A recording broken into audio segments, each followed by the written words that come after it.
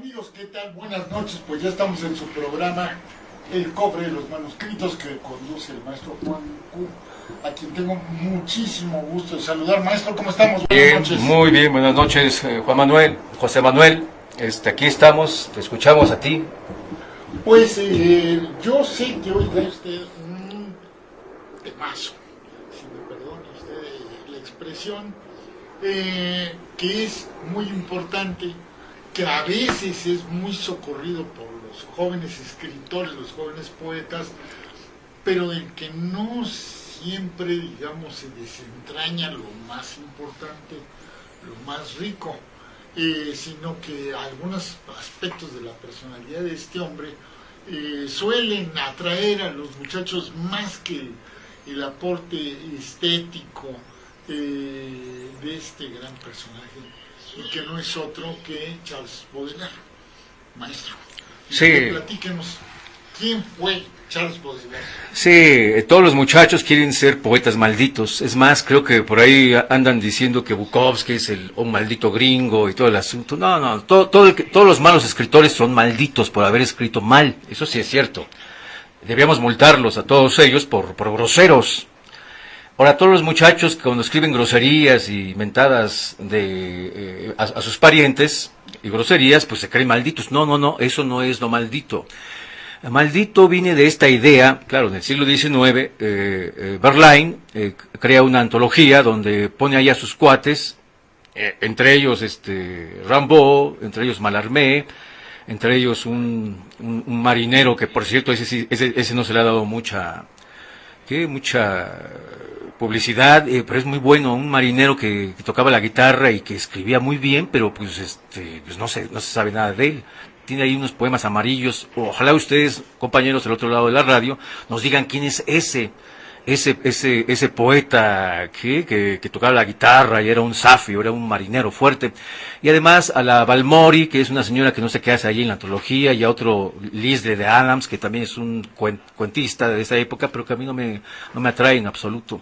Creo que nada más Rimbaud y Verlaine, que era el propio autor, son los que se consideran malditos de esta idea de Baudelaire, que es el maldito por excelencia. Claro, pero digamos, más allá del muy llamativo nombre de este conjunto de poetas, ¿qué sería lo característico, qué sería, digamos, lo que más destaca en ellos, que incluso, adelantémonos un poco, que incluso los enfrenta con la sociedad de su tiempo, o los confronta con la sociedad de su tiempo, y por qué se ve en ellos a un grupo de réprobos, de gente que no se atiene, digamos, a la vida pequeño burguesa del París que a ellos les tocó vivir en algún momento, porque París vivió por esas épocas también momentos muy convulsos, pero digamos a la vida pequeño burguesa del París de aquel tiempo, en el que ellos causan escándalo, esa es la verdad. Vamos a ver un poco, maestro, en qué consistiría este perfil de malditos, en lo estético y en lo social. Muy bien, me parece muy bien.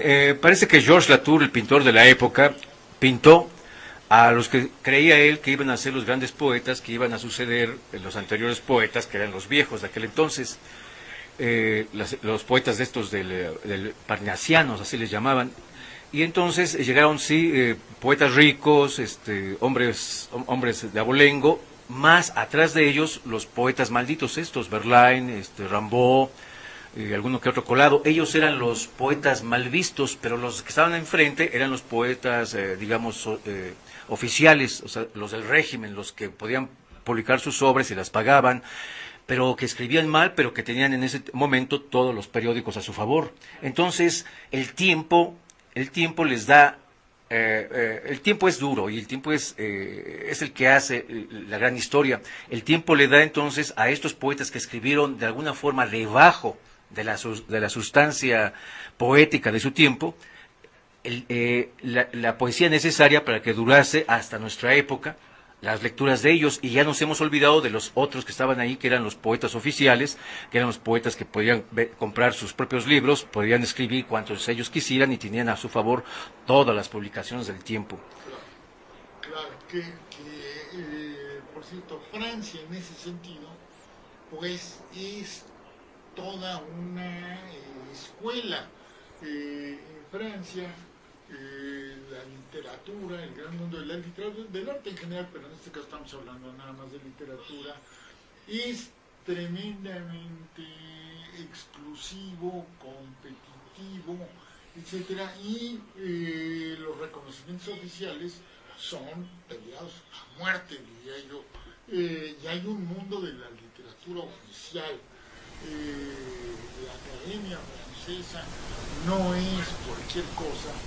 Y hay grandes escritores franceses, y eso es una cosa que siempre me llamó la atención, que presumen de nunca haber leído a escritores que no sean franceses. Se sustentan solo con la pura lectura de la literatura francesa, que evidentemente es una gran contribución, pero que dice uno, también en otros lugares se producen grandes textos, hay grandes escritores, no los franceses, pero eso es un poco lo que les platico a ustedes para que vean ustedes este mundo exclusivo, muy acotado de la gran literatura francesa, que reitero, es una gran literatura, es una de las literaturas más importantes del mundo, eso no lo discuto, pero que tiene además estas características de que no cualquiera es alguien en la literatura francesa, y en el caso de los poetas malditos, pues no aspiraban y no pertenecían a este mundo de la literatura oficializada, digamos, de la literatura reconocida. Esta es una primera cuestión con ellos. Es muy fácil. En ese tiempo el crítico Saint-Beuve, o B.A.V., así como se escribe, era un crítico muy refinado. Claro, a tiempo acá que lo leemos consideramos que era un buen crítico, no un gran crítico. Gran crítico creo que era el crítico de Shakespeare, el señor Ben Jonson. Es precioso ese hombre, muy inteligente, e hizo grande a Shakespeare en muchos aspectos. Saint-Beuve, que era el crítico oficial, pero sí muy inteligente y tenía acaparado todos los periódicos, sí ese que recomendaba a la Academia a los escritores. Sí, claro. No quiso apoyar a Baudelaire para la Academia. Claro. Sí apoyó, por supuesto, a otros como de su tiempo, como el propio este hombre que escribió sobre la novela de las momias, ¿cómo se llama? Teófilo Gautier. Teófilo. Y él sí entró a la Academia. Entrar a la Academia es como, un maldito, un escritor malo, un escritor agresivo, un escritor no puede entrar a la Academia. Entran a la Academia la gente, buenas personas que hablan bien de los textos, que los leen, pero no pueden decir nada al respecto. Simplemente creo yo que pueden hablar de las cosas y las virtudes de la gran literatura, pero no pueden hablar de sus recovecos, que eso es lo que hace un gran crítico literario. Claro. Baudelaire era de esos, además crítico y crítico de arte. Ahí están sus libros de salón, creo que 48, 49, no sé, me estoy equivocando porque hay muchos salones. El propio Teófilo Gautier apareció en 1830 en los salones. En fin, los salones era donde se llegaban todas las obras de arte europeas, y se invitaba a todos los críticos de aquel entonces a hablar sobre estas obras y a decir realmente cosas interesantes sobre ellas y sobre sus autores. Claro. Entonces se hacía la gran literatura y se hacía el gran arte, sobre todo en Francia, de lo que sucedía en el mundo y para todo el resto del mundo. Nosotros en México éramos en ese tiempo acaparadores de la cultura y recibidores también de la misma, y nos comportábamos como franceses. Claro. La literatura francesa en sí siempre ha negado que, sobre todo los escritores, Mallarmé actualmente a finales del siglo XIX, se le decía que tenía cierta influencia de Góngora, el español de las soledades, y él la negaba. Y curiosamente, si vemos los textos de Mallarmé, pues evidentemente ahí está la influencia, sobre todo de las soledades, ¿no? Y todos estos experimentos de erudición dentro de la poesía, pero él lo negaba, y lo niegan también los periodistas, como que hay algo de soberbia en los franceses, que sí la tienen, por supuesto, desde Napoleón, que era un hombre realmente soberbio y culto, es un dictador culto, Sí, claro. Es un dictador que le ponía las ies y los puntos a un libro que llamado en Italia, ¿cómo se llamaba? El Maquiavelo. El príncipe de Maquiavelo. El príncipe de Maquiavelo. Él mismo opinaba acerca de eso y eso es importante. Claro. Napoleón era un crítico muy interesante y un lector y muy inteligente. Eso claro. nadie lo puede negar. Todos sus generales, todos sus ingenieros, todos los que iban a la guerra eran gente cultísima. Bueno, fueron a Egipto. Y como no pusieron los egipcios su guerra, pues se extrajeron para el Louvre, todas las bodegas las llenaron de cosas de Egipto. Ahí se encontró la famosa piedra de la Roseta. La piedra de la Roseta, que permite entonces descifrar por fin los jeroglíficos egipcios y empezar a comprender ese mundo maravilloso de la cultura egipcia, y saquearon además muchísimas cosas. A propósito de generales y eso, de Napoleón, el papá de George Sand, de la gran escritora francesa, pues era uno de los hombres de confianza de José Bonaparte cuando invaden España, y por eso George Sand está presente en el Madrid que conquistan los franceses, en el Palacio de Gobierno y tal. Va a ser una experiencia temprana de la gran George Sand el haber vivido aquello. Eso es cierto, es decir, bueno, que por cierto no me aguanto comentar que una edición anotada por Napoleón Bonaparte del Príncipe de Maquiavelo, pues es una preciosa edición que deberían ustedes leer. Napoleón le corrige la parte a veces a Maquiavelo, dice: yo no hice estas cosas que recomienda Maquiavelo y de todas maneras me fue muy bien, me salieron bien las cosas, no porque... Es un libro barato. Ah, sí, claro, cuesta unos cuantos pesos. Austral, ¿no? Es la única que la tiene. Aquella bella colección de libros de Austral, que creo que todavía se podrán conseguir por ahí. Baratísimos y muy buenas, sí. Se puede conseguir El Príncipe de Maquiavelo, anotado por Napoleón Bonaparte. Preciosa edición. Pero volviendo al punto, bueno, yo creo que lo de la soberbia y la altanería de la literatura francesa, eso es proverbial. Eso no, y creo que seguirá siendo así mientras este mundo sea el que es. Pero bueno, tenemos un grupo de réprobos, de escritores talentosísimos, y dirían con un lenguaje moderno, y contestatarios, pero a mí me interesa destacar, porque me parece que es ahí el aporte fundamental, y particularmente de Baudelaire. A mí Baudelaire me parece uno de los más grandes estetas de todos los tiempos, es decir, capaz de enseñarnos a apreciar, a descubrir la belleza en los lugares más insólitos, de encontrar una carroña y reparar en la belleza de los dientes del animal que está ahí pudriéndose al sol. Y Baudelaire es uno de los más grandes y más refinados estetas de todos los tiempos. Eso no tengo la menor duda. Y ese es, a mi juicio, lo que nosotros deberíamos reparar profundamente. Después veremos si tomaba absenta.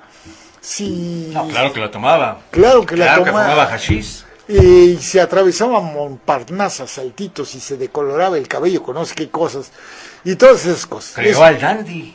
Todas esas cosas pero antes y por encima de cualquier cosa, el autor de Las Flores del Mal, del Spleen de París, etcétera, de todos esos textos bellísimos, tiene, y lo que va a traer él con su literatura es una nueva y mucho más profunda visión sobre la belleza, y nos va a enseñar a apreciar las cosas que los poetas académicos, y si me perdonan, adocenados, burocratizados, formalistas, no eran capaces de descubrir. Eso es lo que a mí me parece que Baudelaire hace.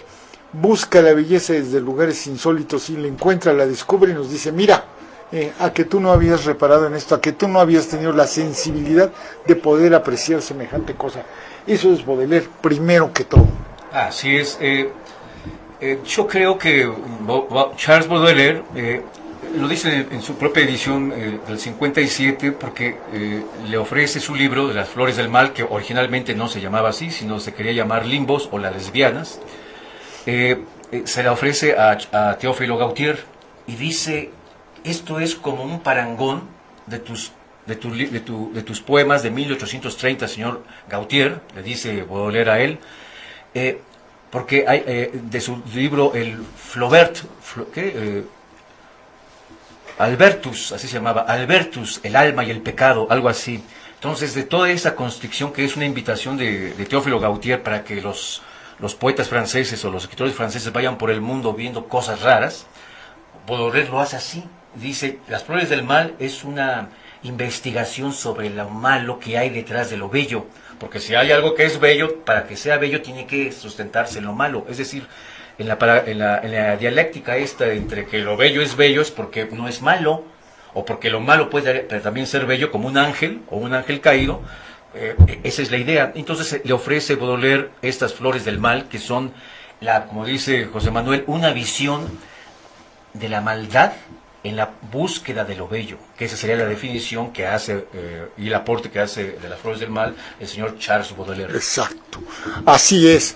Y evidentemente esto con gran escándalo, cuando se atisban mundos insólitos, a veces sórdidos o menospreciados, y se es capaz de descubrir pozos de belleza, hondura de belleza de esta dimensión, se produce el escándalo. Las flores del mal van a llevar a Baudelaire ante un juez. Sí. Lo van a procesar por ser el autor de las flores del mal. Sí, los moralistas de la época, por supuesto. No dudo que el señor Saint-Dieu, por ahí se decía, cuando estuvo el escándalo, pues no lo apoyó, porque pidió apoyo y no se lo dieron, sobre todo Saint-Dieu. O este señor que dijimos que era el crítico oficial más importante de Francia en aquel entonces, que es muy bueno leerlo, por ahí tiene muchas obras de este señor que vale la pena. Y este señor no lo apoyó, y bueno, entonces los 12 textos aproximadamente se quitaron entre ellos. Uno pensaría que habla mal de la religión, y no es cierto, ninguno de esos textos fueron los malos. Es la forma en que están escritas estas cosas de la carnalidad entre las mujeres lesbianas, entre textos así que tienen que ver con la carne, con el sexo, claro, con la forma dispendiosa de ser los jóvenes en esa época en Francia, hablando claro de las prostitutas, ¿no? de cómo amarlas y cómo desearlas de alguna manera. Entonces quizá eso sí molestó a los moralistas de la época, claro, que lo culparon a él, y quitándole esos textos que por cierto, hasta el año de 1949 se pudieron reintegrar. Se terminó la sentencia. Sí, claro. Fue tan fuerte.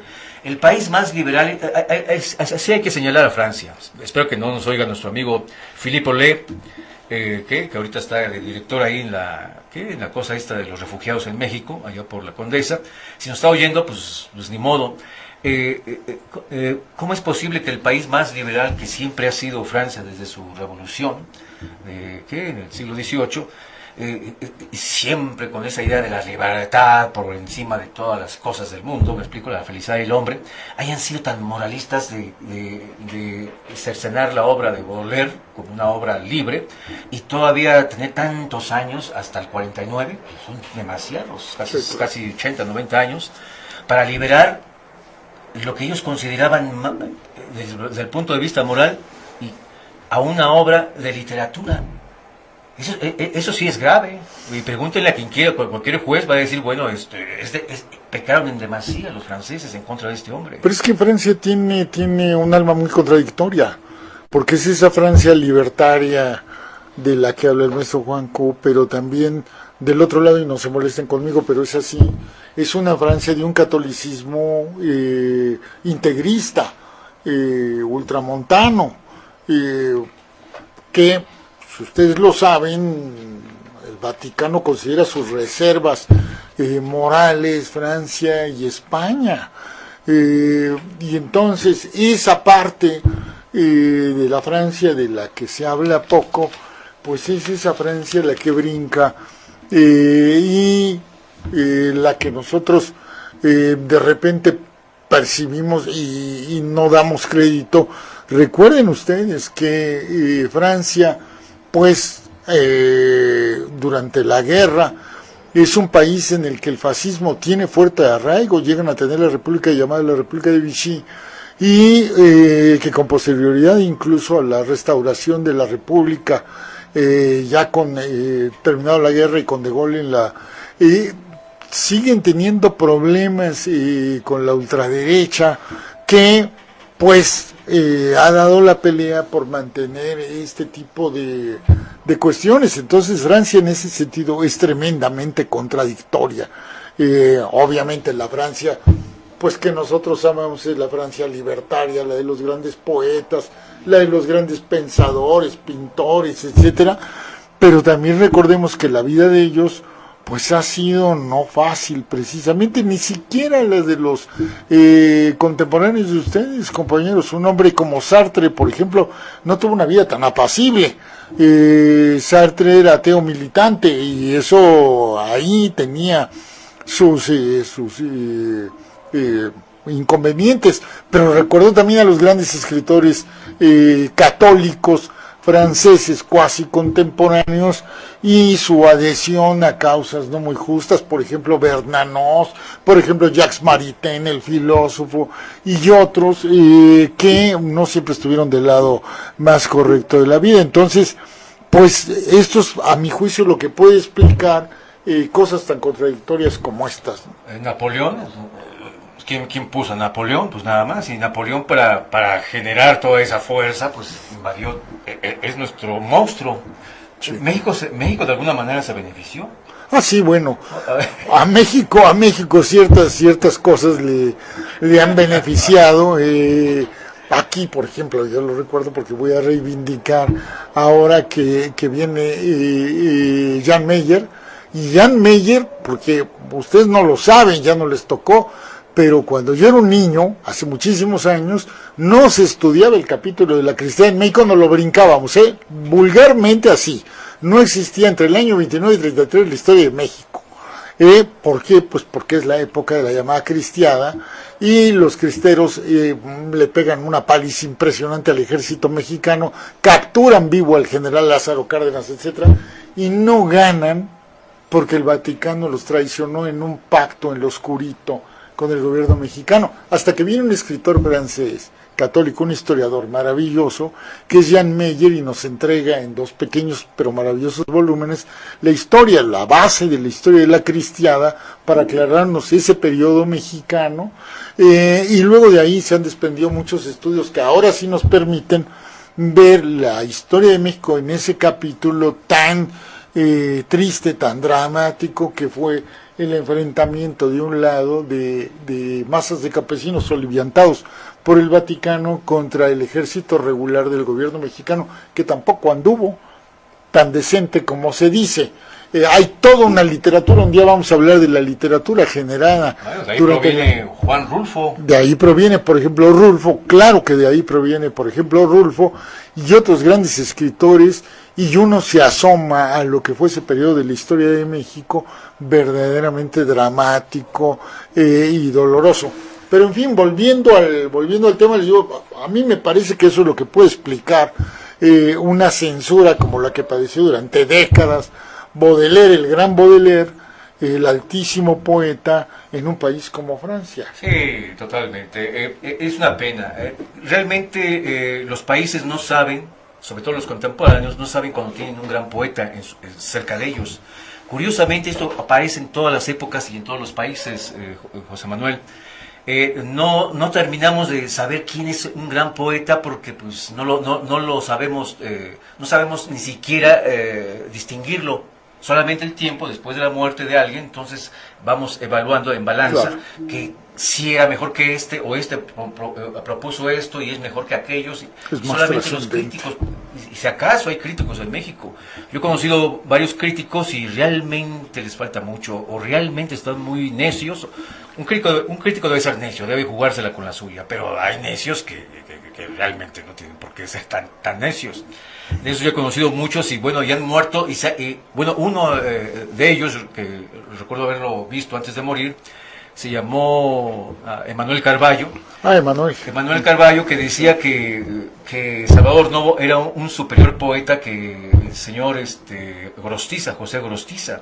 El autor de Muerte sin Fin. El autor de Muerte sin Fin, que es el poema, creo que más importante, uno de los más importantes hasta mediados del siglo XX, ¿no? Mexicano. Y yo platiqué con él, creo que fue en el Fondo de Cultura, que ahí nos vimos, y lo saludé de pasada, y le dije que estaba equivocado con Salvador Novo, porque Salvador Novo no es un gran poeta, hablemos claro, ¿no? Es un hombre de avisos, de iluminaciones pequeñas, ¿no? Y además formó parte de toda una personalidad en la época que le tocó, desde los contemporáneos hasta los años 60 y 70, ¿no? Sí, claro. Entonces, no era, y él lo tenía como... Y entonces, antes de morir, puso en el periódico que sí había que se había puesto a repensar la idea de poner a José Gorostiza y no a Salvador Novo dentro de la corriente. Claro. Reconvino, y eso indica que es un crítico inteligente. No hubo con todo lo que uno puede estimarlo y valorarlo y todo sin menospreciarlo, era un hombre de buen oído musical, versificaba bien, pero no era un poeta de grandes vuelos, no era un poeta de inspiraciones altas. Era un buen poeta, un buen antologista. Me gusta mucho su antología de 1001 sonetos mexicanos que le publica, son 1001 me parece, una cosa así, que le publica la colección Sepan Cuántos. Me gusta, me parece bien hecha, me parece bien seleccionada. Como dramaturgo, es un dramaturgo que tiene un buen trabajo, me parece muy superior, por ejemplo, a Carballido y tal. No menospreciemos la obra de Novo, pero no es. En el grupo de los contemporáneos hay poetas mucho más altos, desde luego Javier Villurrutia, desde luego el maestro Carlos Pellicer, y algunos otros incluso que son mejores que Novo. Y desde luego no tiene nada que hacer con el poema de José Gorostiza. Novo, yo leí, porque es un cronista bueno, tiene esa La vida en México, La vida en México del año 1940. Sí, excelente. Sí, escribía con limpieza, con pulcritud, con acierto, incluso con talento, pero no era el hombre de las grandes inspiraciones, de las grandes visiones. Y hay un problema, José Manuel, cuando estas clases de hombres mitos, porque al fin y al cabo estaba muy pegado a los gobiernos, tuvo un problema nuestra poeta que quiso ser la 11ª musa, la famosa Rosario Castellanos. Ella ahí en su libro de Mujer que sabe latín, ella decía que quería escribir un libro como el libro del buen amor, o amor bueno, algo así, que es el de Salvador Novo. Ya. El buen amor o el buen amor, una cosa así, que es un poema muy, es un poema como cualquier otro, sinceramente. Y esa era la aspiración de nuestra mujer, de Rosario Castellano, que se consideraba y la considerábamos, y le hicieron presión, el gobierno le hizo presión para que realmente fuera una efigie de demostración para todas las personas, para todas las mujeres sobre todo. Y esta mujer tenía esa esperanza de escribir un libro a la manera de este señor. Entonces ahí es donde va mal la crítica, y ahí es donde va mal el asunto, porque la señora ni es una gran escritora, escritora en el sentido de poeta. Sus poemas son un poco... Les falta, y habla mucho del suicidio, es lo que yo he visto en los últimos textos de ella, de un suicidio que no sabemos la clave, y por tanto el texto se queda en las nubes, no podemos afirmar nada. Los textos son malos realmente. En una mujer que se le dio mucho apoyo, pero no dio nada. Parece que la señora no resistió la presión. Es lo que yo creo creer que le pasó a la señora, y además su trágica muerte, ¿no? Sí, en Israel, electrocutada. Bueno, no creo en eso de electrocutada, José Manuel. Eso es lo que dijeron las autoridades. Nadie se electrocuta en una tina, ¿cómo se llama? Con con el secador. No, pero estaba creo que tratando de poner un foco, una cosa así. Una suicida que habla en los textos como autoras gringas también que han sido suicidas, lo van poniendo en sus textos. Sí. El suicida tiene esa manía de ponerse, hoy pasa esto, pero al próximo lo voy a acontecer, y ahora sí, hijos, van a saber de mi muerte, y lo hacen, Puede ser. Un suicida que amenaza lo hace. Claro. Esta señora escribe de esa manera. Sí, sí. Entonces yo estoy sintiendo que por ahí, no sé, por ahí está el asunto. Regresando a Baudelaire, regresando a la Francia de 1857 al 60, al 70, que este hombre murió aproximadamente a los 40 años. Muy joven, sí.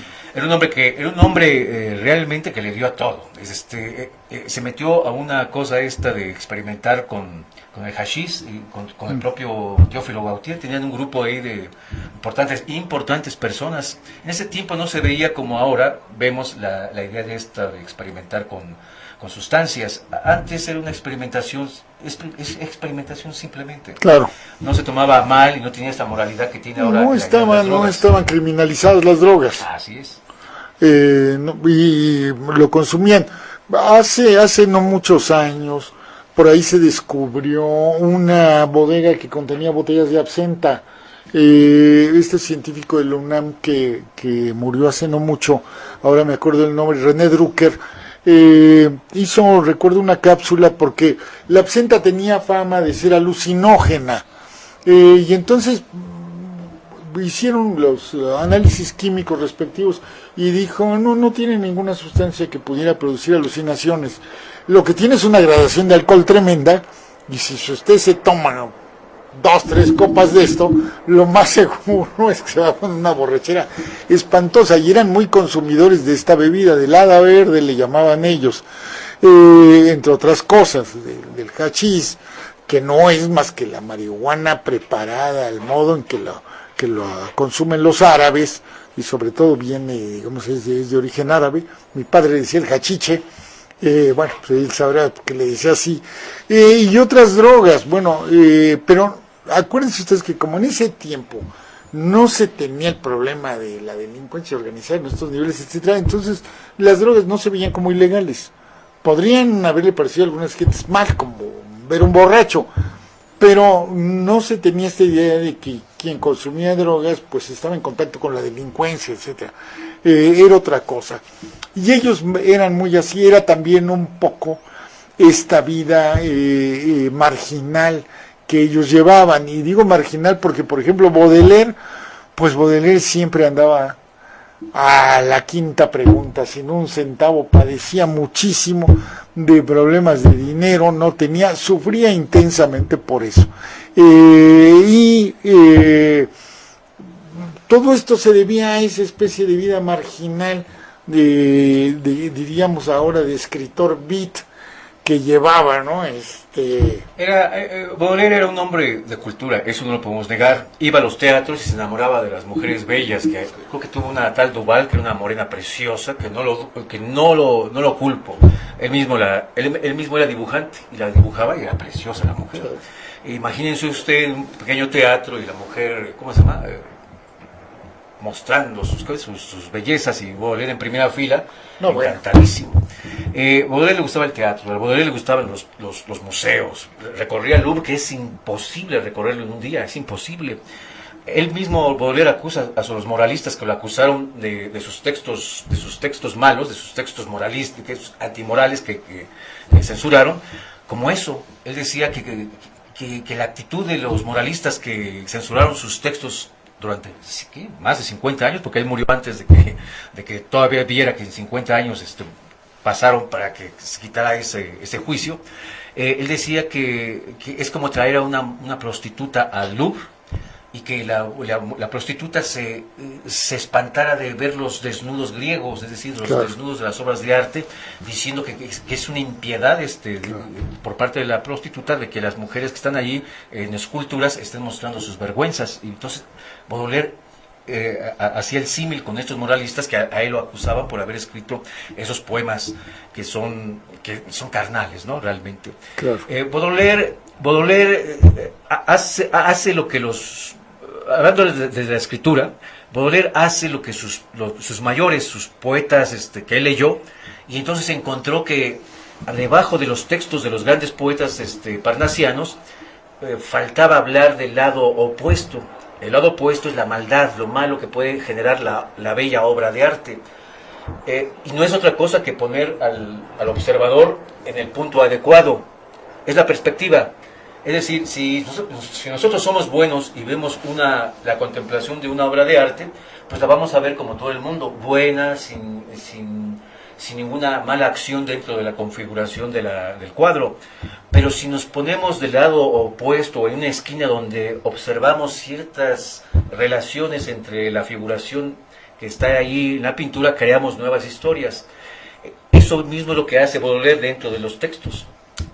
Habíamos dicho que Baudelaire había hecho sus Flores del Mal, que son todos los textos que él escribió durante los años jóvenes hasta antes de morir, en los periódicos.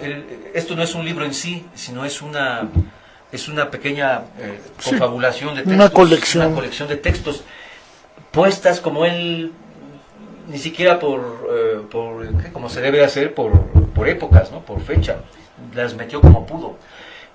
Los textos son variados y quizás sea bueno, y son buenos los textos, pero él escribe desde el punto de vista de la maldad. Es decir, si Dios está acá y yo soy el diablo, entonces yo hablo desde la vista del diablo, entonces mi visión es distinta que si yo hablo desde el punto de vista del sacerdote que ama a Dios.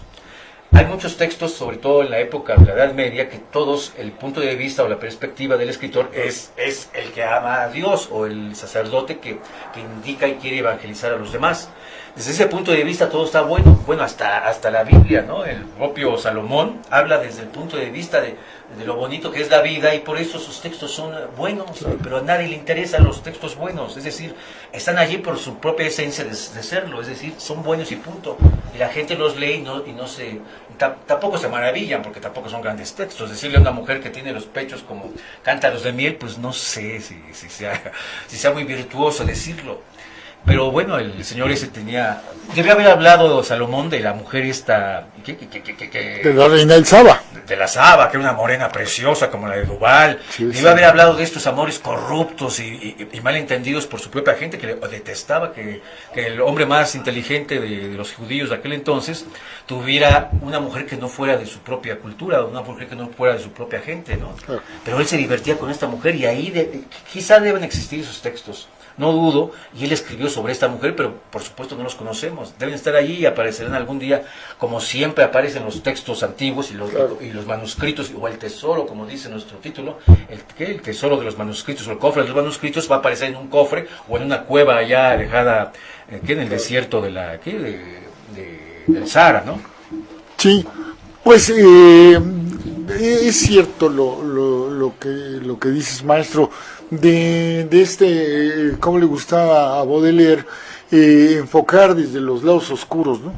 Uno de los autores que más le gustaba a Baudelaire, y por quien sentía una profunda admiración, era por Edgar Allan Poe. Adoraba a Edgar Allan Poe, le decía Eddie. Cuando escribía de él, reflexionaba sobre él, le decía Eddie.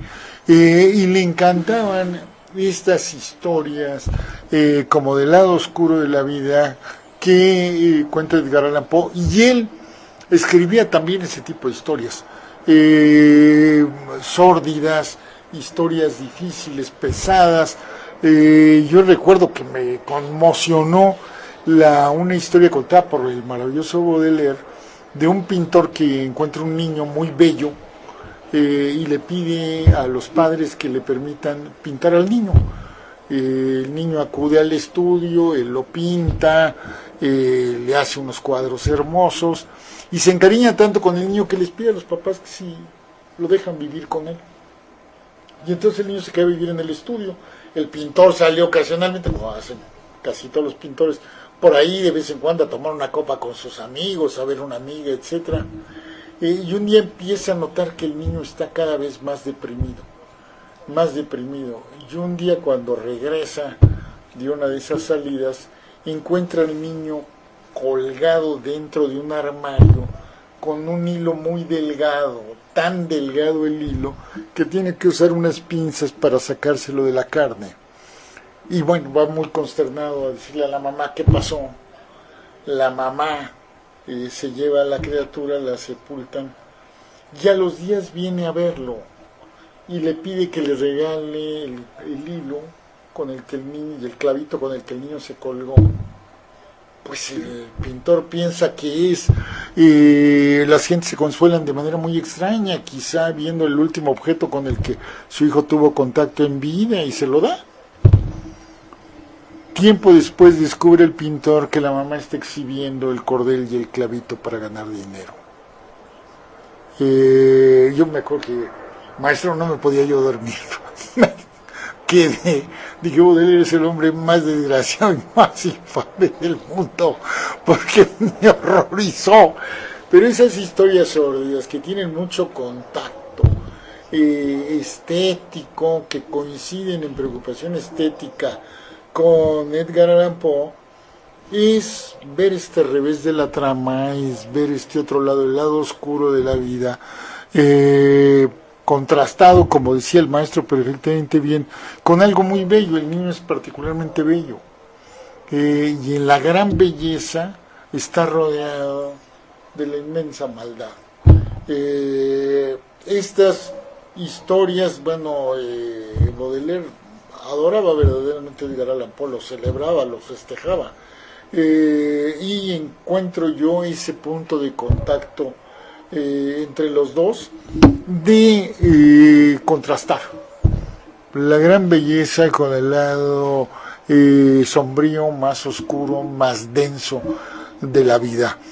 Y en este contraste luminoso encontramos un hallazgo literario, estético y filosófico inmenso de Baudelaire, que, como decía el maestro al principio del programa, pues lo convierte en uno de los más grandes poetas de todos los tiempos, sin dudarlo. Sí, Octavio Paz decía que Baudelaire era, era la visión del mal en su estricta belleza, algo así, no me crean mucho, pero más o menos dice esto Octavio Paz, que era un hombre muy pensante, muy pensante. Allan Poe, por supuesto, es un gran escritor, y además muy inventivo. Trabajaba como periodista, pero era un gran escritor. Padeció mucho este hombre, y su propio padecimiento lo obligaba a escribir mejor. Eso es curioso. Mientras más se aplastaba las circunstancias Allan Poe, este hombre que emergía como un superdotado. Los textos de Allan Poe son excelentísimos, todos, casi todos. El propio Borges que aprendió de él. Cortázar lo tradujo, el propio Baudelaire tradujo casi toda la obra, hasta las novelas. Ahí ganó una lana Baudelaire por la traducción, porque tenían el mismo espíritu de la maldad. ¿Qué quiere decir esto?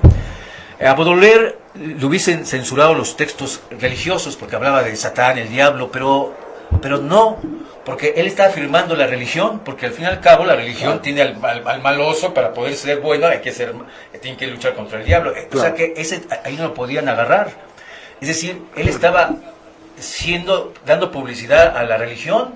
O sea, ahí no lo podían agarrar. La concupiscencia, quizás sea eso, la posibilidad del adulterio y todo ese tipo de cosas, todas las carnalidades o la libertad de la carne. Eso es de lo que se acusa a Baudelaire, y eso es lo que lo hace maldito. Maldito quiere decir maldicto, o sea, el que maldice, el que dice mal, el que habla de las cosas malas. Entonces, los que quieren ser malditos tendrán que hablar de las cosas malas desde el punto de vista del concepto, no desde el punto de vista de la vulgaridad. Todos los malditos, ¿cómo les diré? Todos los que se quieren ser malditos por decir alguna mala palabra no son malditos, al contrario. Maledicentes. Son maledicentes y groseros. No es lo mismo. Cantinflas es de alguna manera es un maledicente. Claro. Porque se burla y se burla. Un alburero es un maledicente. Seguro. Porque no tiene sentido del mal. Él quiere aprovechar nuestra ignorancia. El alburero quiere aprovechar nuestra ignorancia. Las malas palabras no son malas, solamente son malas en su contexto. Por ejemplo, un poeta como Catulo, la famosa, creo que es la 14 o la 16 de las Jardines, o de las donde él habla y dice groserías, pero lo dice en un poema ese poema no se ha traducido hasta el siglo XIX se tradujo y no se puede traducir bien porque son realmente no mentadas a los parientes, sino mentadas a la sexualidad del otro. O sea, como si fuera un poema, un soneto de albures, pero muy agresivo. Claro. Entonces nadie ha querido, ni yo, por supuesto, porque pues vas a traducir puras groserías y pues, a uno no le conviene traducir peladeces, pero es Catulo. Es Catulo, es el gran Catulo, pues El gran Catulo, y ¿quién le va a decir algo a Catulo? Entonces, sí, Baudelaire retoma a Allan Poe, que es su alma, ¿qué es? Igual, y dice que los estadounidenses jamás, son un pueblo muy puritano y son un pueblo muy ciego, que no pudo ver a su gran autor, que era Allan Poe. Es más, Allan Poe les creó El Cuervo, que yo considero que es el segundo poema y casi un himno, el segundo poema más importante de los Estados Unidos. Es hermosísimo, hermosísimo. Nevermore, nunca más.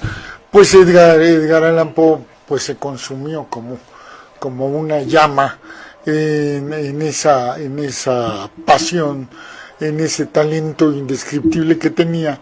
Y claro, un poeta de las alturas de Edgar Allan Poe en una sociedad como la norteamericana del siglo XIX, difícilmente, ¿quiénes eran los grandes escritores en esa época? Pues Beecher Stowe, Mark Twain, y esos poetas, Washington Irving, que eran buenos escritores, no lo voy a negar, pero eran dulzones, estaban por predicar que fuéramos buenos, nos portáramos bien, etcétera. Y un poeta que era un poeta conmovido, tocado como Edgar Allan Poe por esa conmoción que le producía el que los seres humanos estuvieran a punto pues de desentrañar los secretos del universo más complejos y ser incluso capaces de crear la vida, etcétera. Todo este tormento que tenía Edgar Allan Poe no podía ser éxito comercial y social de esa época, y sin embargo es tremendamente trascendente. Con Edgar Allan Poe prácticamente nace la novela policíaca con los asesinatos de la calle Morgan. Con Edgar Allan Poe nace, y probablemente no pueda ir a mucho más allá, la novela de terror. Tampoco hay mucho más allá de Edgar Allan Poe en ese sentido, de los personajes más complejos. La forma del cuento como cuento moderno pues está en Edgar Allan Poe, que es una de las cosas que Cortázar destaca en esa traducción magnífica y anotada que les recomendamos que busquen para el que quiere no solo leer los textos, sino entender un poco más el armazón, el andamiaje, la construcción maravillosa de los textos. Pues las anotaciones de Cortázar son muy luminosas. Bueno, hay un libro, José Manuel, perdón, hay un libro que el propio Allan Poe escribió después de su escritura del Cuervo. Se llama, que tiene un nombre muy especial, es cómo escribió el Cuervo, y dice ahí todos los detalles de cómo escribió, cómo utilizó las palabras, qué hizo con el Cuervo, claro, y los diálogos del Cuervo. Entonces uno lo lee, que realmente es un manual. Ahorita les digo el título, y si ustedes lo saben allá atrás de la radio, con mucho gusto aquí les haremos caso y les daremos su nombre.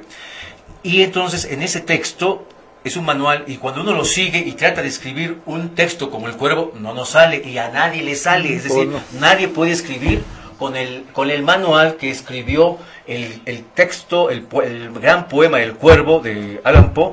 Ningún escritor que yo conozca, y se los he dicho a muchos que dicen que hacen muchos textos, son poetas renombrados en este país y poetas homenajeados, jamás, así los he retado, leyendo las instrucciones del Cuervo, ahorita les digo su título del libro, a partir de él jamás van a poder hacer un texto siquiera semejante al Cuervo de Allan Poe. ¿Qué quiere decir esto? Que todo es falso. La escritura nace de la propia personalidad del autor, es decir, de sus propias limitaciones, de su propia inteligencia y del juego de esto, y además de todo lo que está padeciendo el pobre escritor en ese momento determinado. En el caso de Baudelaire, regresando a él, las correspondencias generan la posibilidad de que el mundo es un sistema. Es decir, aquí está Baudelaire como filósofo. Un poeta, además de ser un creador de versos estéticos, también debe formular las preguntas que la filosofía hace. Creo que son 7, José Manuel, claro. Esas grandes que se han hecho los griegos desde esa época hasta la fecha, que yo he leído a varios filósofos, o enormes, grotescos y de pequeña letra, de autores importantes, y no he encontrado siquiera una solución de ellos, ni siquiera de la primera. Tenemos todavía las 7 se llaman las preguntas filosóficas importantes que todos los autores filósofos le entran, y hasta la fecha no he escuchado a ninguno que la diga y nos traiga toda la verdad, si acaso existe alguna. Se ha escrito más de 300 años de libros de filosofía, igual que de religión, 300 años, y no hemos encontrado absolutamente nada. Y seguimos en las mismas. Por eso un poeta como Baudelaire se atreve en las correspondencias a generar un sistema de saber qué está pasando con el mundo a través de este texto. Lo voy a leer, si ustedes me lo permiten. Dice lo siguiente: las correspondencias de Charles Baudelaire. La naturaleza es un templo donde los vivos pilares dejan salir a veces una palabra oscura. Entre bosques de símbolos va el hombre a la aventura, símbolos que lo miran con ojos familiares. Igual que largos ecos lejanos confundidos, una tenebrosa y fundida unidad, basta como la noche y cual la claridad, se responden perfumes, colores y sonidos. Así hay perfumes frescos cual mejillas de infantes, verdes como praderas, dulces como el oboe, y hay otros corrompidos, estridentes y triunfantes. De una expansión de cosas infinitas henchidos, como el almizcle, el ámbar, el incienso y el aloe, que cantan los transportes del alma y los sentidos. Este texto, por supuesto, es de una traducción, es una antología de Baudelaire ya traducida, y por supuesto la traducción es muy mala, como todas las traducciones de los autores franceses, cuando se pasan a una lengua, a pesar de que son de la misma familia como es el latino, no funcionan. Los textos, este soneto está muy mal repartido, no se oye bien, está sordo, tiene malas métricas, y donde está realmente lo poético, pues no le entiende el técnico que hace de la editorial la traducción, y trata de suavizar la confusión del concepto con la idea de decirlo algo fácil dentro de la prosa común y corriente. Ese es el problema de todas nuestras traducciones, José Manuel. Sí, tienes toda la razón. Hay un dicho entre los escritores y los editores, etcétera, que es traductor traidor. Pero es que verdaderamente, en sentido estricto, es imposible traducir un poema.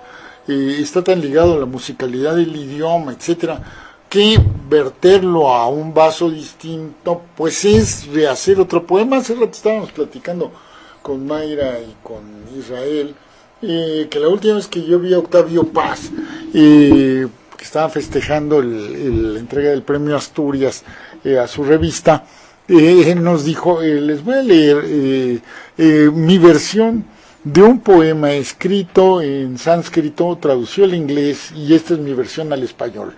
Dije yo, ¿quién sabe que tenga que ver con el sánscrito, con el inglés?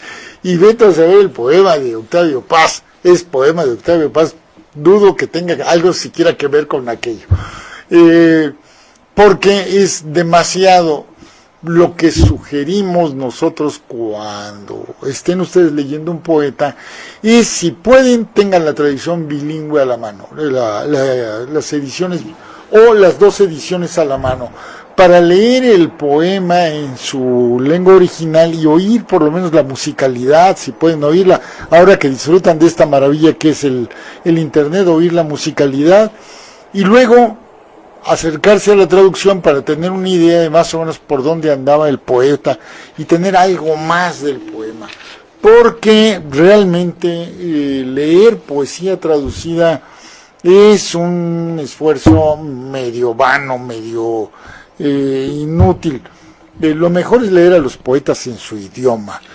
Si pueden ustedes leer en portugués y oír la musicalidad del portugués, lean a Pessoa en portugués. No le tengan miedo y vean la traducción ahí donde se les atore. En italiano es igual, en las lenguas romances es igual. Tiene un poco más de idea, porque la traducción normalmente no tiene mucho que ver. Más bien es una como recreación del que tradujo. Eso más o menos viene ocurriendo. Totalmente, José Manuel. Las traducciones, todas las traducciones que se han hecho por las editoriales, yo trabajé en alguna, y cuando conocí ahí a los traductores, ya venían de España las traducciones españolas, y pregunté al consejo ahí que estaba aprobando los textos, y lo que querían ellos es que los mexicanos, aquí en México, pero los mexicanos aquí en México, decían ellos, que querían textos sencillos, sin ninguna problemática de concepto, porque pues no querían eso. Entonces se traducían como una prosa legible para un oído duro. No quise decir duro, porque el lector mexicano sí es concentrado. Hay gente que sí le gusta leer, y no quiero castigar a estos muchachos que no es culpa de ellos que lean tanta basura, simplemente porque leen basura y dicen que bueno, ¿qué puedo hacer contra esto? Pero sí, yo vi que es esta editorial, pues es una de las más poderosas del mundo, y me di cuenta de que decían basura. No voy a decir su nombre, por supuesto, pero si buscan por ahí, ahí aparece el nombre de mis cosas. Ahí la pongo porque tengo ahí un blog. Entonces sí me molesté con el director, que ahí no hay director editorial que no sabe nada de literatura, que es un hombre que nada más se dedica al negocio, a la economía. Él vende 100,000 ejemplares, punto. Y esa es su idea, y para eso le pagan. Y tiene razón, a él está para hacer dinero, no le está para darnos a nosotros una buena obra. Y esa es la culpa también del consejo. Y cuando conocí al consejo, yo me di cuenta que eran chavos, eran jóvenes. Y el más ruco de ahí, que era un gordito, le dije, oye, ¿qué onda aquí? Pues no, y estaba igual, no sabían nada de literatura. Ellos querían simplemente leer, y si ellos votaban por ese texto, era suficiente. Entonces, estamos leyendo, señores jóvenes, escritores, estamos leyendo basura. Claro, yo no me quedé en la empresa porque pues, no les gustó mi actitud, pero pues yo iba a hacer cambios, ¿no? Pero pues, así no se puede hacer nada. Entonces, toda la literatura, hasta los grandes novelistas como esa del Tiempo Perdido, ¿cómo se llama el autor? ¿Quién? ¿Marcel Proust? Marcel Proust, por ejemplo. Las traducciones que yo he leído, que son insoportables, y son más de 3.140 páginas. Los digo porque lo tuve que leer a la fuerza. Pero sí, ahí encuentras al menos ahí el detalle que este hombre es grande, por supuesto, porque se mete hasta el fondo de las cosas y genera una buena, no una gran prosa, pero sí una buena descripción de algunas cosas que hacen en las traducciones. Pero eso no está en el original. En el original parece que el señor se contiene y los conceptos son altos y son a veces confusos porque él busca su lengua decir cosas que son difíciles de decir, y eso es lo apreciable en una lengua, en el caso de la francesa. Pero la traducción en español vemos que eso se traduce en un verso sencillo, fácil, y se alejó de la confusión y la necesidad del lenguaje para decir aquello que necesitaba el autor. Claro. Entonces estamos leyendo basura.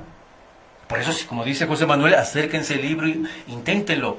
El gran poeta, considero que uno de los mejores del mundo en México, el mejor poeta de México, que es Díaz Mirón, él leía los textos en francés directo, y por eso él es un gran poeta.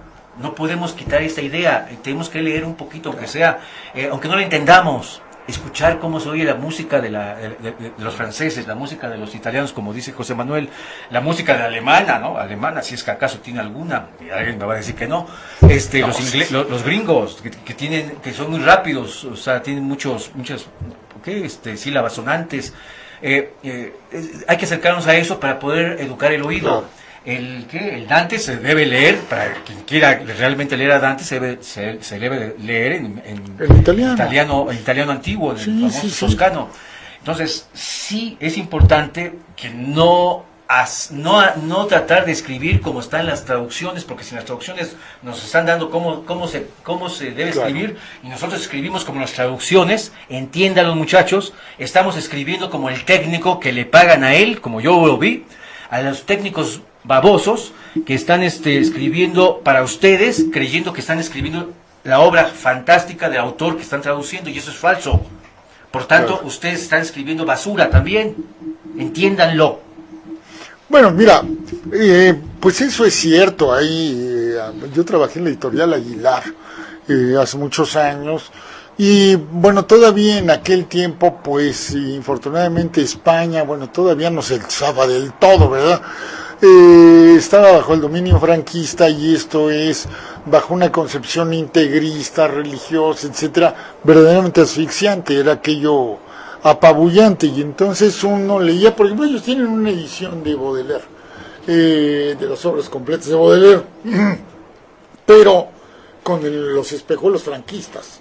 Y entonces hay cosas que uno se da cuenta de que están deliberadamente deformadas o mutiladas en la edición. No es el único caso. Muchas de las obras, claro, la editorial Aguilar vivía, porque ya desapareció hace algunos años, vivía de vender colecciones muy bien presentadas, empastadas en piel, en papel cebolla, etcétera. Eso no daba la calidad literaria. La calidad de las traducciones, etcétera, está en otro lugar. Y hay que tener cuidado con eso, porque muchas veces el problema es que ustedes ven una presentación muy bonita, muy bien hecha. Los que amamos el libro, no solo por lo que dice, sino como un objeto, pues nos atrae, se ve un objeto muy sensual, y la traducción es verdaderamente infame, y en ocasiones incluso tramposa, mutilada. Suele ocurrir con textos de filosofía y con textos de literatura, no tengan duda. Y entonces uno tiene que ser muy cuidadoso, que quede esto como un consejo bueno. Uno tiene que ser muy cuidadoso y decir, voy a leer a Baudelaire, ¿quién traduce? Espérame, ¿quién traduce? ¿De quién es la edición? La edición puede ser muy sencilla, pero puede ser una buena traducción. Las traducciones, por ejemplo, y esta editorial que citaba Juan Austral, infortunadamente ya desaparecida, tenía una excelente colección de libros con buenas traducciones, etcétera, que son confiables. Y otras, con todo respeto de lo que fue mi casa de trabajo durante algún tiempo, la editorial Aguilar, pues los libros estaban muy bien presentados, pero no me frieguen, lee uno Las Mil y Una Noches, la versión que ellos hicieron, y Las Mil y Una Noches están escritas o compiladas antes de que se islamizaran los países árabes, y entonces eran libérrimas en cuanto a las cuestiones sexuales. No tienen nada que ver con los cuentos infantiles en los que Aladino es un muchachito. Bueno, no, eso es otra cosa. Y uno las lee y dice uno, pues quién sabe qué les pasó a los árabes, porque reaccionaban como un carmelita descalzo. Esto no lo entiendo por qué lo dicen así. Entonces vean eso, fíjense muy bien en las traducciones y procuren tener las dos ediciones o una edición bilingüe a la mano. Cada día es más frecuente que haya ediciones bilingües, sobre todo en poesía. Por ejemplo, he visto ediciones de grandes poetas italianos bilingües para que ustedes puedan leer el texto en italiano y ir leyendo, ir cotejando con el texto en español. Y Internet en ese sentido les facilita mucho. Se consigue mucho material así en Internet, que ustedes puedan oír a la Divina Comedia. Probablemente en YouTube consigan una versión en italiano, leída en italiano, y estén ustedes cotejando con un texto en español para que tengan más idea. Esa es buena conclusión, y es lo mismo para los otros poetas. Sobre todo en poesía es muy difícil.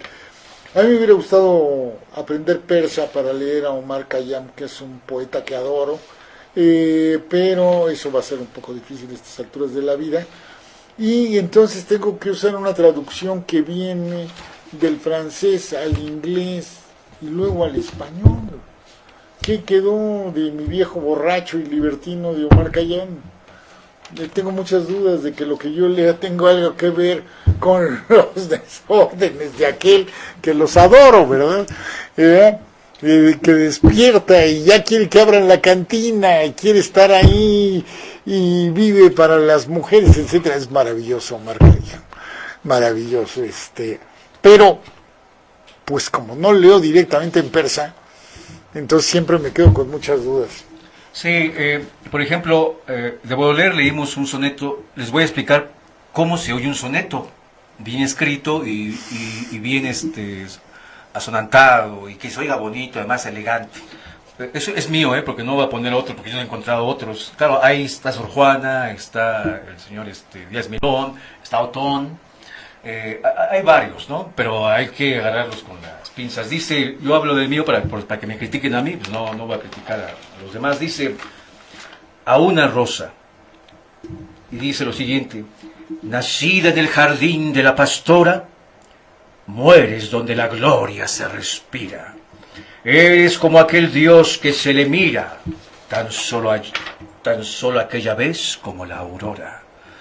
Mas la espina que llevas dentro aflora, como un arma en la mano que conspira contra de una verdad que en ti es mentira, acallando tu muerte vencedora.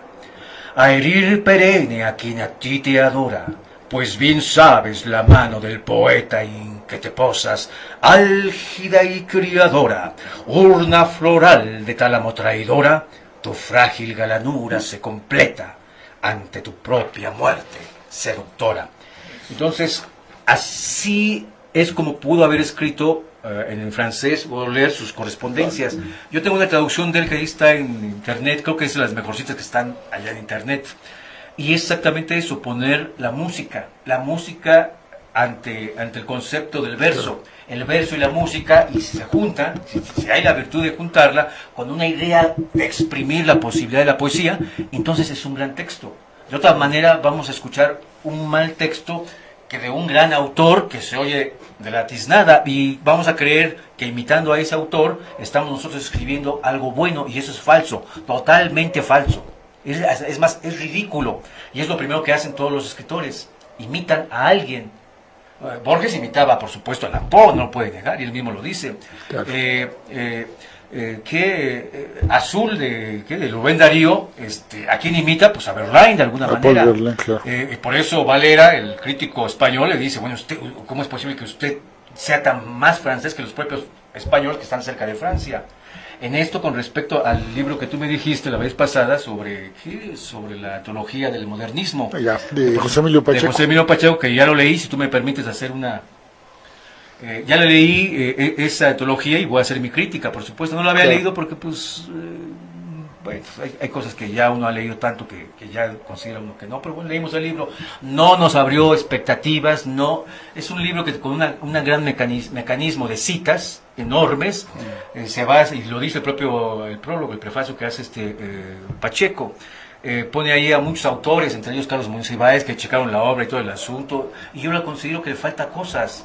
Es más, hay tanta cita de tanto libro, porque este hombre lo hizo allá en Inglaterra a través de una beca, porque al fin y al cabo fue parte de eso, de un dinero, porque él lo dice, es parte del dinero, y la biblioteca que tuvo el acceso ha de haber sido una biblioteca inglesa, no sé.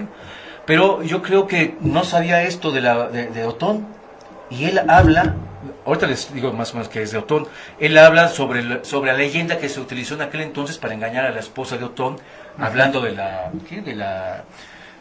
los poemas de Otón sobre la mujer esta con la que él tuvo un acto de adulterio. ¿Cómo se llama? El famoso idilio salvaje. Sí, sí. Y pone lo de siempre, ¿cómo se llama? El señor toro que se hizo pasar por él, que el toro sí fue el adúltero y no él.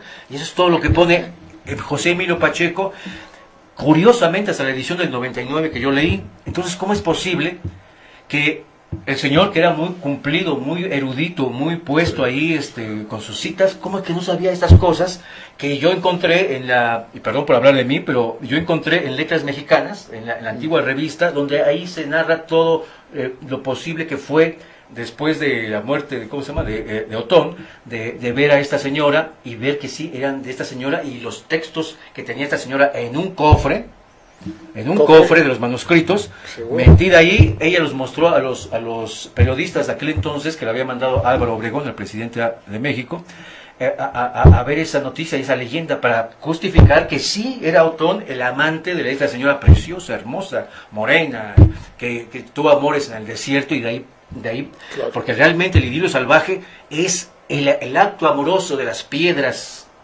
de lo rústico, de una mujer con un hombre de pueblo, y los amores como son los verdaderos amores, ¿no? De la carne, como los diría Baudelaire, y como los diría también Rubén Darío, que es un poeta de la carne. Y ¿cómo es posible que este señor Pacheco y toda la iba a decir toda la bola, no, y todos sus eruditos amigos que puso, que revisaron la obra y que todavía se la dio a leer, no le dijeran esta cosa que está ahí en letras de México, que es una revista que produce el Fondo de Cultura Económica y la reimprime, y ahí está todo. Pues yo lo leí ahí. ¿Cómo es posible que se le haya pasado al maestro Pacheco? Lástima que no lo veo, porque cuando lo vi, cuando estaba vivo, sí nos peleamos alguna vez cuando ya murió Octavio Paz, y él entonces salió de las cuevas, ¿no? Porque tenía un problema con Octavio Paz, pero sí lo tuvimos ahí y sí nos lo enfrentamos, pero él nunca hablaba. No, era muy reservado. José Emilio siempre fue así como de vivir casi siempre en la sombra.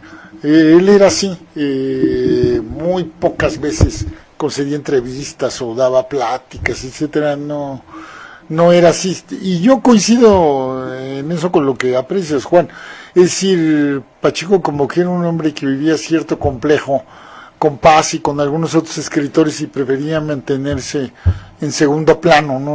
En un plano más discreto. Incluso en los momentos de conflicto en que no les quedaba a los escritores mexicanos más que tener que abrir la boca, no quedaba de otra, no tanto por gusto, pero bueno, en fin, pero a mí sí me hubiera gustado que José Emilio Pacheco hubiese encontrado en las cartas, de la primera y la segunda carta del señor Valera, del libro azul de Rubén Darío, hablando del modernismo, en hacer una especulación sobre lo que pensaba señor Valera, que realmente ahí está todo el modernismo. Sí, claro.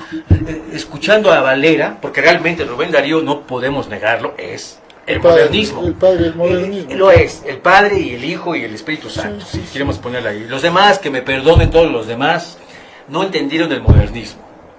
¿Por qué? Porque no lo inventaron, porque no eran buenos poetas, y no tenían el talento, y acabemos, y José Emilio Pacheco no está, por supuesto, en esta idea, no, José Emilio, que Rubén Darío era el hombre de talento, el que le seguía era Amado Nervo, pero no podemos, era el segundo. Claro. No Martín podemos, muere muy joven. Martín muere joven, no pudo apreciarlo, y más estaba metido en otras cosas, ¿no? El poeta en sí era Rubén Darío, era poeta orgánico, poeta, sí, claro, que no era historiador, no se iba por allá, pero era un hombre muy culto, muy erudito.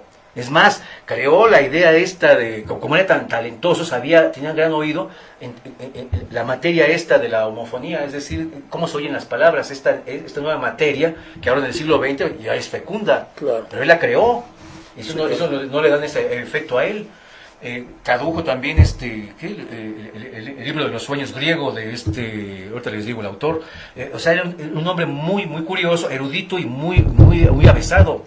Me hubiese gustado que Pacheco hubiese leído, claro que las leyó, por supuesto, pero no les dio el interés.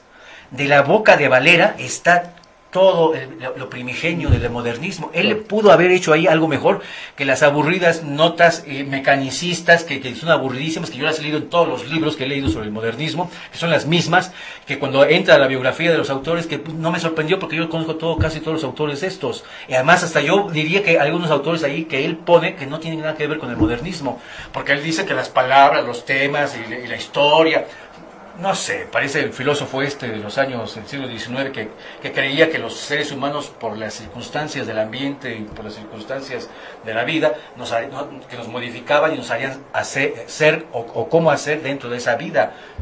¿Cómo se llamaba este hombre? Bueno, es un filósofo de esa época también. ¿Quién sería Spencer? ¿Quién? Antes de Spencer, posterior a Spencer, francés, por supuesto. Comte, ¿quién? Un poquito anterior a Comte, ahorita les digo el nombre. Entonces, no concuerdo con esto. Es más, fue aburrida, sí me dio gusto escuchar los textos, por supuesto, siempre es bueno leer los textos, claro, que es lo que vale la pena, pero todo eso, toda esa mecánica para demostrar que autores extranjeros, y actores por aquí, autores por acá, yo creo que una antología es de gusto. Y se los digo a los críticos que están aquí naciendo, o a los críticos que ya están viejos, que a ver si entienden, que no por ser necios puedan aceptarlo. Hacer una antología es el gusto del antologador. No es como dice Alfonso Reyes, yo no voy a decir lo que otros dicen con mis propias palabras, eso no es justo. Si ya uno tiene cierto gusto, pues va a jugarse y arriesgarse su oficio. El señor Pacheco no se arriesga el oficio porque está metiendo tanta cita, tantos autores ahí, tantos que vieron la obra, que yo digo, bueno, ¿Y por qué no se sostiene él solito con sus propios asuntos? Y a la mera hora hay errores, y puedo checar ahí y puedo cuantificar algunos errores que de gusto y de decir versos que son buenos que son malos y poemas que son malos y que dicen que son buenos. Ahí yo puedo justificar y por qué son buenos y por qué son malos. Pero no sé por qué el señor Pacheco no tiene ese gusto. Y me extraña, y ojalá y los críticos de ahora, que por cierto ya han muerto algunos, que yo he platicado con ellos, no funcionan. Juéguensela, señores críticos jóvenes que les gusta la literatura, juéguensela a su gusto, no importa que fallen, hay que arriesgarse. Octavio Paz en El Arco y la Lira, en su libro ese, se arriesgó en la endemasía a decir más de lo que se debía. Pues qué bueno, porque gracias a ese libro la gente lo lee porque se entusiasma, porque dice cosas que no dicen los de siempre. Por eso Octavio Paz es Octavio Paz en el ensayo. Puede estar mal o bien, pero hay una conducta y se juega en la personalidad de uno. Entonces eso me gusta más que mantenerse ahí con la cita. Es como poner el motor de un Renault al tiro, que no se le pase el tornillo para que no entre tanto aire a la gasolina y pueda marchar bonito. No, eso no es un libro. Un libro tiene que entrar y estremecer al lector. Por eso en México hacemos malos libros. ¿Por qué? Porque hay malos escritores y hay malos ensayistas y hay malos antologadores. Bueno, una antología siempre es polémica, ¿no? De por sí, si uno incluye a ciertos autores y no incluye a otros, no faltará la polémica, ¿no? Quizá la antología más polémica que se haya escrito en este país, la que causó más escándalo, fue aquella de Jorge Cuesta, Jorge Cuesta pertenece al grupo de los contemporáneos, Novo, Villaurrutia, Owen, etcétera. Y en esa antología Cuesta recorta a algunos escritores que siempre se consideraron imprescindibles en la literatura mexicana, en la poesía mexicana, y incluye a otros. Y el escándalo fue mayúsculo, pero ahí sí, de casi a los golpes. Bueno, yo entiendo que Cuesta tomó una actitud de provocación, y eso que en política pudiera no ser muy correcto, en la literatura y en el arte no siempre está mal, porque la provocación muchas veces hace que se remuevan las cosas, que salgan a flote cosas que han estado ahí soterradas, que alguien pueda decir, como dice Juan, pues algo más de lo que se ha atrevido a decir hasta ese momento, y entonces está bien, fue un menudo escandalazo aquella antología de Jorge Cuesta. Y bueno, siempre una antología va a ser polémica, aún la antología tratará de hacer con el mayor rigor. Si finalmente uno se decanta por incluir a tal autor y no incluir a otro, no faltará quien diga es que no es posible. Es un autor fundamental y no lo incluyes, o incluyes un autor muy menor que no tenía justificación para hacerlo. Este es un riesgo. Pero también digamos que las antologías son indispensables. Una antología como Ómnibus de la poesía mexicana, pues es indispensable. Uno le puede criticar muchas cosas, pero es indispensable Ómnibus de la poesía mexicana, editorial Siglo XXI, y tiene uno que entrarle y, digamos, tenerla como un libro de referencia. Habrá cosas en las que nosotros digamos, jamás hubiera yo incluido ese poema, o tal o cual cosa no lo hubiera yo incluido, hubiera incluido otra, pero es un trabajo muy importante. Esa es la importancia, digamos, de las antologías. Ahora les digo, evidentemente tampoco ningún antologador va a poder estar por encima de sus gustos, eso es imposible. Si no me gusta un poeta, si no lo disfruto, si no lo siento como mío, difícilmente lo voy a incluir. No será un gran poeta para mí. Puede uno con mucho esfuerzo decir, bueno, pero tiene un lugar en la literatura, pues sí, pero eso se nota cuando hacen una antología.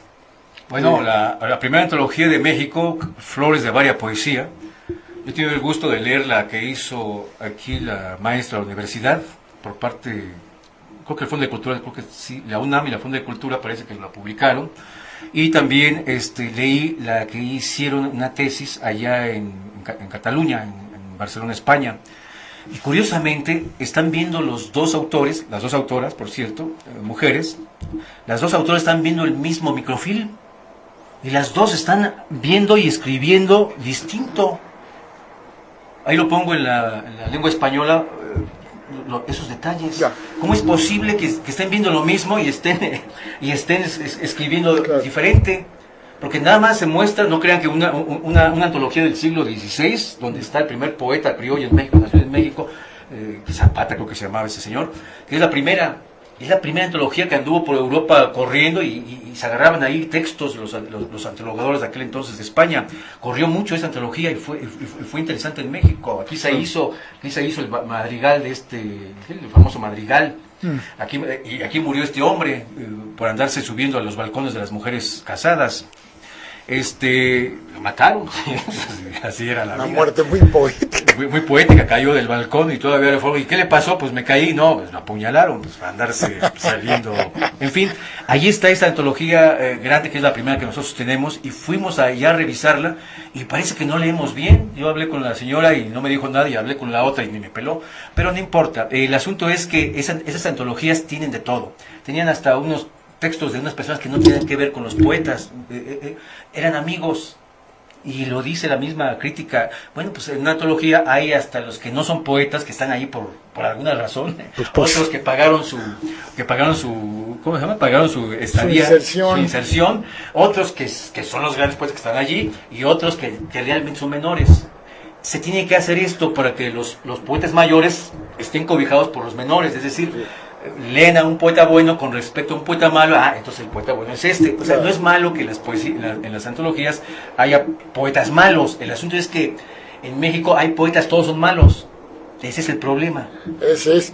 Pero bueno, por cierto, ahorita que estás diciendo eso, me acordé de un libro de poesía que anda por ahí por la casa, que yo adoro, que me regaló un alumno mío hace muchos años, en el que el poeta, para poderse publicar, insertó comerciales en el texto. Entonces pasa uno de leer un poema a la recomendación de que acuda a la salchichonería que está en tal sitio, y luego sigue en la siguiente página y hay otro poema. No es mala idea eso. No, es preciosa. A mí me gustó tanto que yo alguna vez escribí un texto sobre eso, una especie de diálogo con este escritor, porque además inserta también cuentos que él escribió muy simpáticos. Y pues dialogué con él a la distancia en el tiempo, no tuve el placer de conocerlo, un poeta de San Luis Potosí. Bueno, no es mala idea, sobre todo ahora que las ediciones son tan costosas y tan difíciles.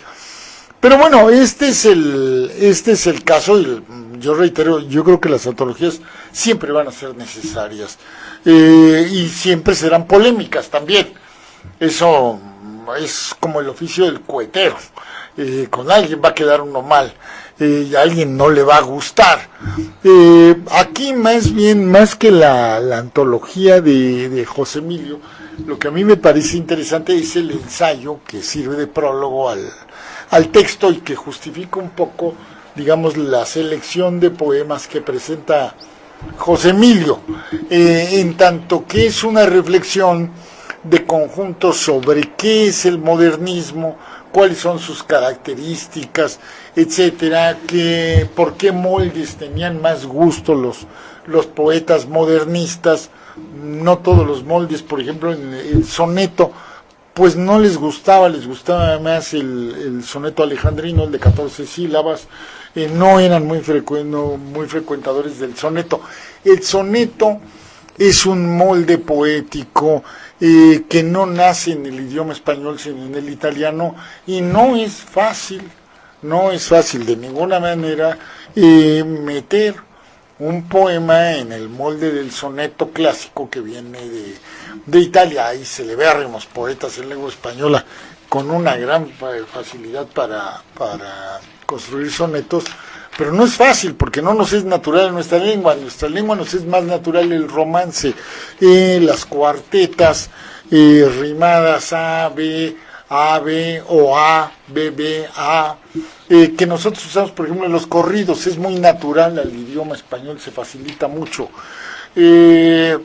Bueno, de todas maneras ha habido grandes escritores en lengua española que manejan el soneto así espléndidamente, como lo hace Juanito, y inmediatamente se nota cuando el soneto está bien construido. Pero suena como una música. Y cuando está mal construido, cuando los acentos están mal distribuidos, inmediatamente hagan de cuenta ustedes que agarran un bache.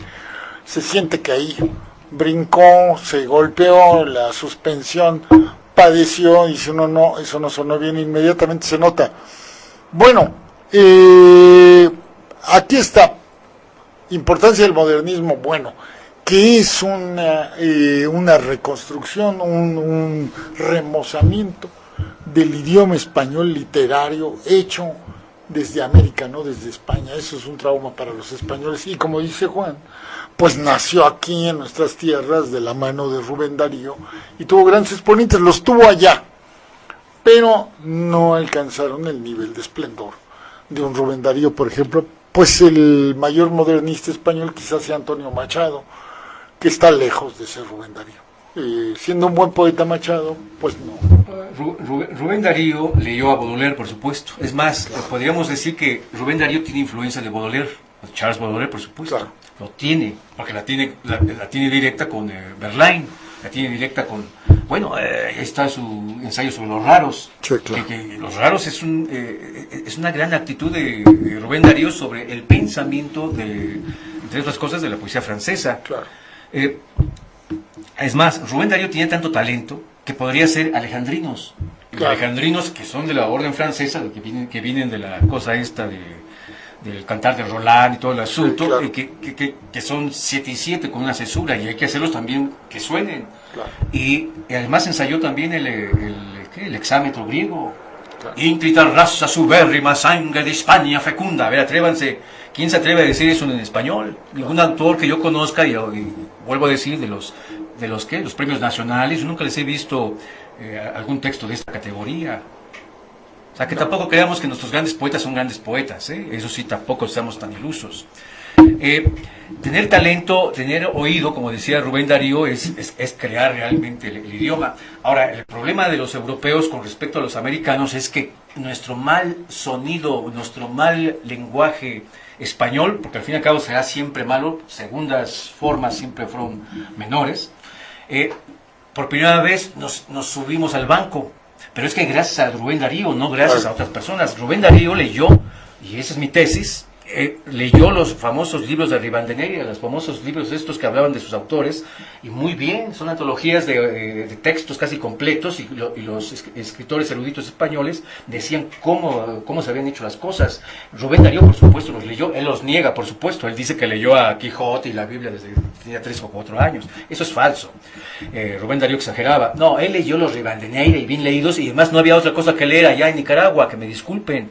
Pero los Rivadeneyra estaban en todas partes, eran los libros que se encontraban en las bibliotecas. Hasta la fecha en la biblioteca ahí de Valderas aparecen unos cuantos tomos perdidos y nadie los usa. Pero los Rivadeneyra es una antología española.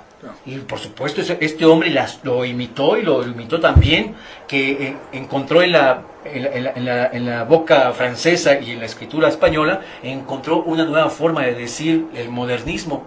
Modernismo, porque pues es Rubén Darío el que lo dice, de la cansada escritura española que venía desde el siglo XVIII, el XVII, el XVI, un poco el siglo de oro, y hasta la fecha, hasta el XIX, y no lo digo yo, lo dice el Menéndez y Pelayo, el crítico más importante y erudito de España. Sí, claro. No había nada.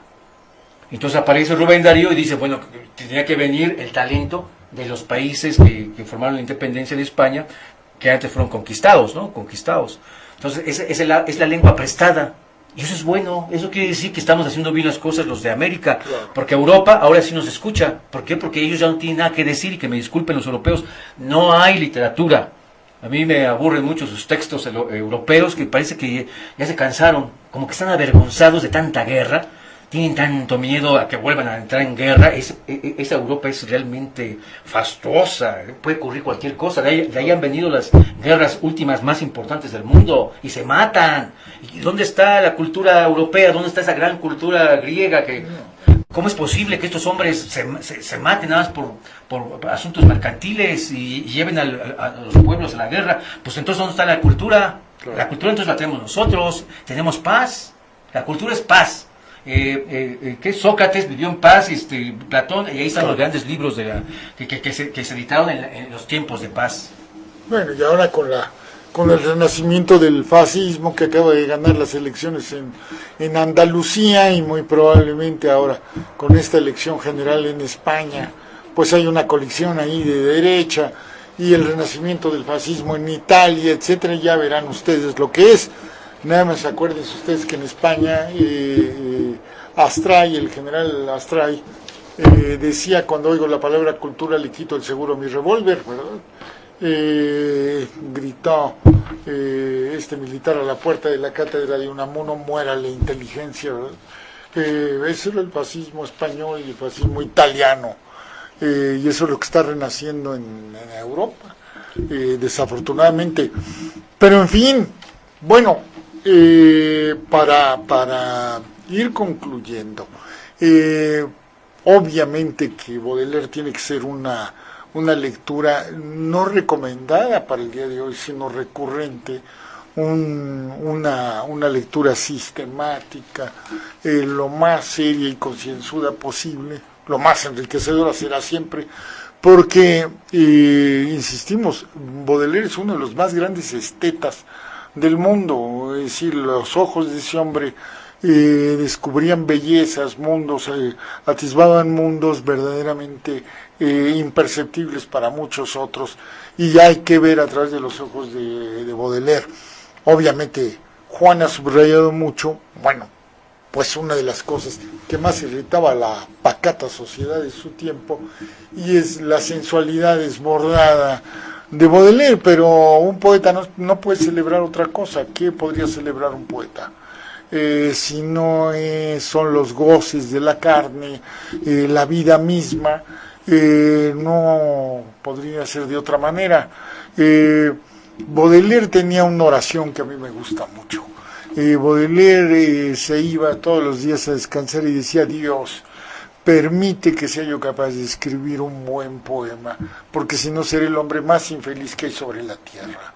Y eso es todo un credo estético en Baudelaire, es decir, el acto, la creación, la poiesis, el poder generar un texto sólido que valga la pena, equivale a la salvación personal. Si escribo y escribo bien, estoy salvo. Esta vida ha valido la pena, y si no, esta vida no ha tenido ningún sentido. Ese era Baudelaire, además un hombre con gran sentido del humor. A mí me gusta mucho Baudelaire, siempre cuento yo esa anécdota de que Baudelaire viene caminando sobre una calle de París y de frente a él viene el hombre más feo que ustedes pueden imaginar. Pero es notablemente tan feo que Baudelaire no puede reprimir la exclamación y decirle: oiga, qué feo es usted. Y entonces el otro se pone muy serio y le dice: señor, de acuerdo con los inmortales principios de 1789, yo tengo derecho a ser feo. No estoy hablando de su derecho, ¿verdad? Estoy hablando de otra cosa. Pongamos al derecho lo que es, bueno, así como derecho, pues ahora desde el punto de vista de la estética y la razón, qué barbaridad, esto es un crimen, ¿verdad? Ese era el gran Baudelaire. Tipazo. Baudelaire, por ejemplo, como era carnal, todos los poetas carnales son buenos poetas. ¿Qué quiere decir carnal? Como no puede un poeta acariciar a una mujer, por ahí dice un verso, ¿no? Entonces el poeta intenta acariciarlo a través de los versos, y la mujer se siente acariciada. Curiosamente, la sensibilidad impertérrita, se dice así, impertérrita de las mujeres, logra sentir el acaricio de un poeta cuando va dirigido el texto a una mujer. Voy a intentar leer donde yo intento acariciar con las palabras el cuerpo femenino, a ver si se logra, si logro estremecer a los que nos escuchan, que eso es también lo que intenta hacer Baudelaire cuando habla de la carne, cuando habla de las mujeres, y cuando habla de esto, y cuando lo que todos quieren intentar hacer. Un buen poema es exactamente eso: meter las palabras para que rasguñen o estén acariciando, o estén tentando la piel femenina sin tentarla. Esa es la gran poesía estética de la que habla José Manuel. Dice lo siguiente: Afrodita, para Alma Rosa Brisa Tapia, así dice su nombre, México.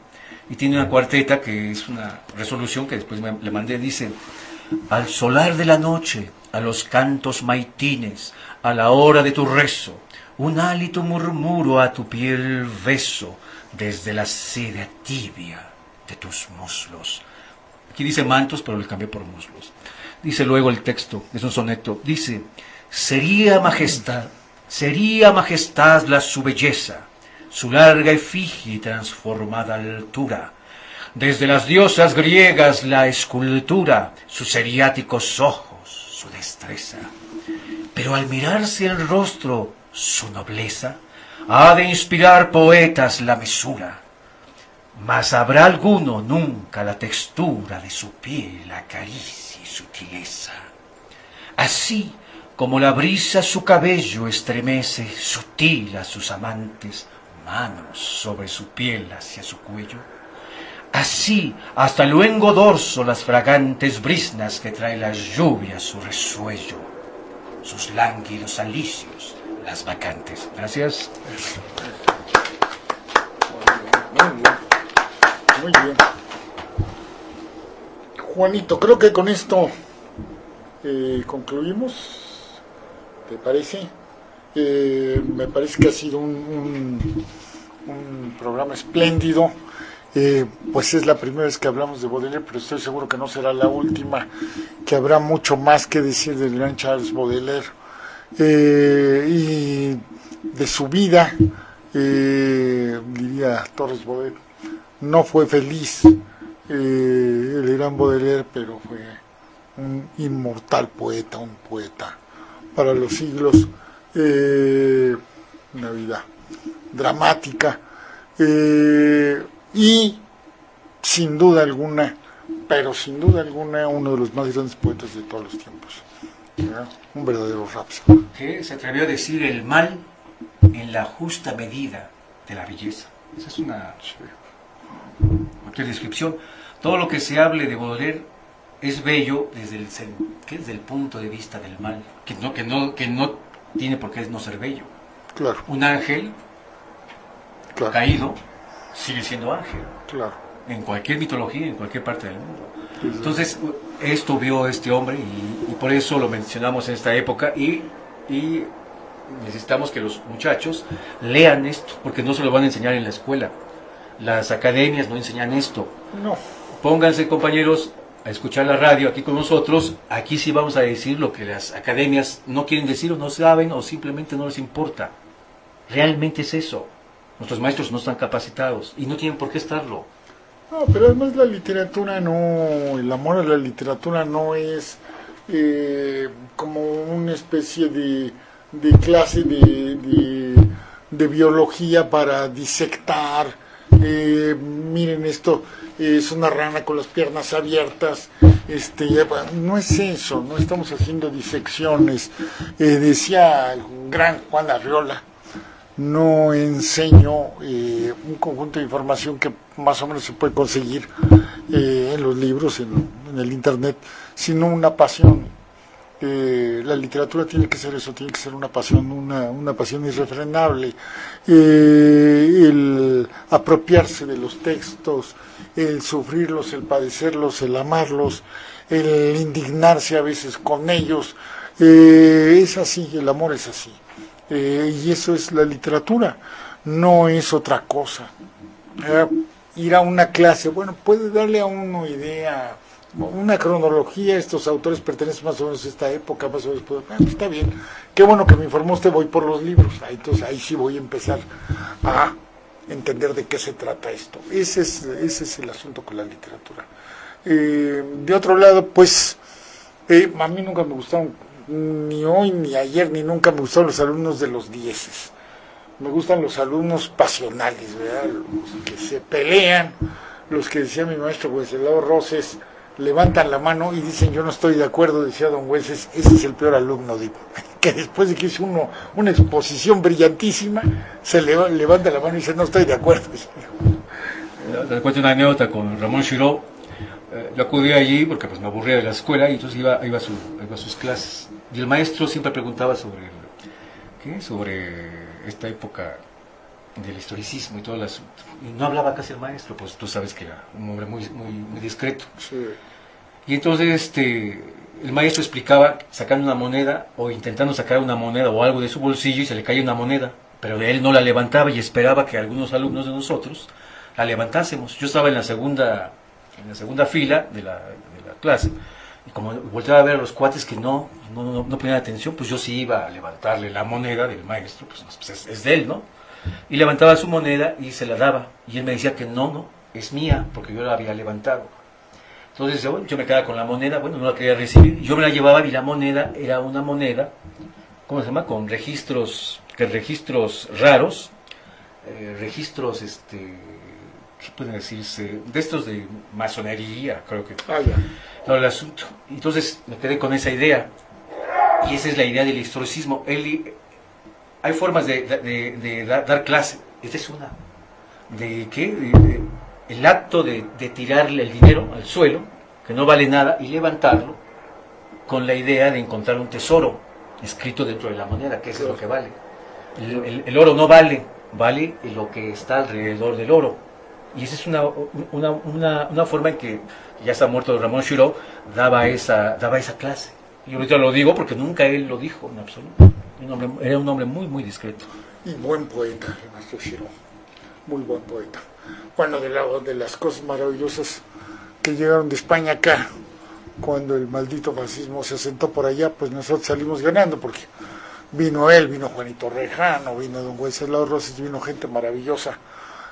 Por acá vinieron las poetas del 27, de las que algún día hablaremos, maestro, porque se habla mucho, y me parece que con justicia, de los poetas del 27, de Lorca, de Alberti, de Miguel Hernández, de todos, pues, indiscutiblemente excelentes poetas.